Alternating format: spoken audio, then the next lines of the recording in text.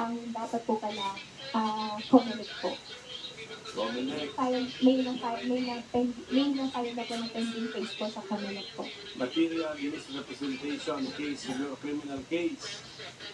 Yes po, criminal case po. At bakit related ito? Yan lang po yung alam ko po na may pending cases po sa COMELEC po. But actually, Madam Chair, this appears to be the document issued by the People's Republic of China. I'm requesting for the ACR. Yung ate, the Philippine form. Philippine form accomplished by a child, supposed to be, but the child with consciousness already. Who happens to be the younger Alice Go, yun yung tinuro ninyo. Pero yun ang gusto ko ipakita natin sa kanya. Comsec, pwede ba natin i-flash ulit yung ACR na yon at ipakita ulit kay Alice Go? Madam Chair?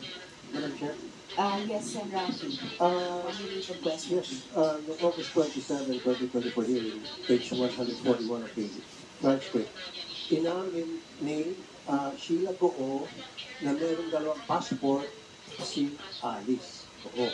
So that makes no citizen siya. Citizen Filipino. Alright, salamat Sen. Rafi sa pagpapaalala. So dual citizen pala kayo kahit sa pagkaalam ni Ms. Sheila Go sa paalala ni Sen. Rafi. And in fact, alam nyo ba na hindi pinapayagan ng dual citizenship sa China? Dito lang sa Pilipinas meron na ganyan. Pero sa China, bawal yun eh. And yet, you have both Filipino and Chinese passports sa testimonya ni Sheila Go. Madam Chair, I have only one Filipino passport po. Yes, you have only one Filipino passport, but you had a Chinese passport. Wala po akong Chinese passport po.